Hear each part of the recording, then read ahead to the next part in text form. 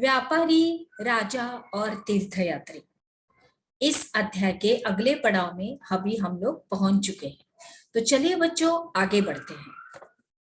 तीर्थयात्रियों की जिज्ञासा। व्यापारी काफिलों में तथा जहाजों पर दूर दूर तक जाया करते थे और बहुत से तीर्थयात्री भी उनके साथ यात्रा पर निकल पड़ते थे। और इसी तरह की यात्रा पर आया चीनी बौद्ध तीर्थयात्री का फाया शियान काफी प्रसिद्ध है। वह करीब 1600 साल पहले हमारे भारत में आया था और श्वेन-त्सांग करीब करीब 1400 साल पहले भारत आया था और उसके करीब 50 साल के बाद में इत्सिंग आया था। और ये सब बुद्ध यानी हम लोग अध्याय 6 के जीवन से इसकी जुड़ी जगहों और प्रसिद्ध मठों को देखने के लिए वो भारत में आए थे, जिसका जिक्र अध्याय 6 में हो चुका है। तो इनमें से प्रत्येक जो तीर्थयात्री जो थे, इन्होंने अपनी अपनी यात्रा का वर्णन इसमें किया है और इन्होंने अपनी यात्रा के दौरान आई मुश्किलें और सभी चीजों के बारे में यहाँ पर लिखा हुआ है। इन यात्रियों में कई वर्ष लग जाया करते थे। अभी किसी यात्रा पर जाना यानी आम बात नहीं है, तो उसके लिए बहुत सारे दिन निकल जाते हैं यात्रा करने में, वो जगह देखने के लिए, वो जगह की खासियत क्या है, वहां पे क्या क्या हुआ था, ये सब कुछ देखना पड़ता है। तो इसके लिए बहुत ही वक्त लगता है।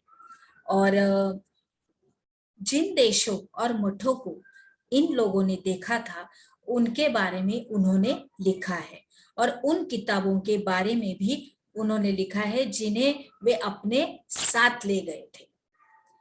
आगे बढ़ते हैं बच्चों। उनके चित्र हम लोग यहाँ पे देख रहे हैं। भक्ति की शुरुआत। इन्हीं दिनों देवी देवताओं की पूजा का चलन भी शुरू हुआ था। बाद में हिंदू धर्म की यह प्रमुख पहचान बन गई। इनमें शिव, विष्णु और दुर्गा जैसे देवी देवता शामिल है। इन देवी देवताओं की पूजा भक्ति परंपरा के माध्यम से की जाती थी और भक्ति उस समय काफी लोकप्रिय परंपरा बन गई थी। किसी देवी या देवता के प्रति श्रद्धा को ही भक्ति कहा जाता है और भक्ति का पथ सबके लिए खुला था, चाहे वह धनी हो या गरीब, ऊंची जात का हो या नीची जात का, स्त्री हो या पुरुष। भक्ति मार्ग अपनाने वाले लोग आडंबर के साथ पूजा पाठ करने के बजाय ईश्वर के प्रति लगन और व्यक्तिगत पूजा पर जोर लगा देना चाहते थे। आगे बढ़ते हैं।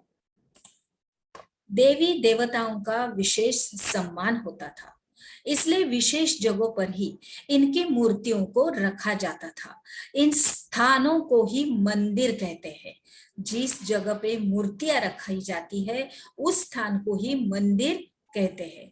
अध्याय 11 में हम लोग इस भक्ति मार्ग अपनाने वालों का यह मानना था कि अगर अपने आराध्य देवी या देवता की सच्चे मन से पूजा की जाए तो वह उसी रूप में दर्शन देते हैं जिसमें भक्त उसे देखना चाहते हैं और इसीलिए आराध्य देवी या देवता मानव के रूप में भी हाजिर हो सकते हैं या फिर सिंह, पेड़ या अन्य किसी भी रूप में।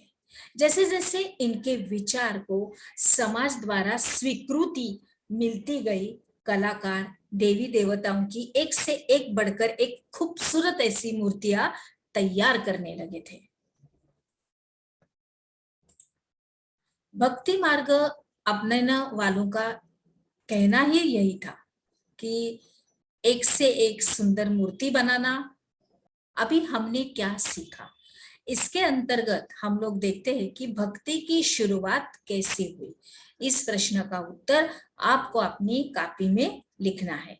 तो चलिए बच्चों, अभी हम लोग आगे बढ़ते हैं हमारे अगले अध्याय में।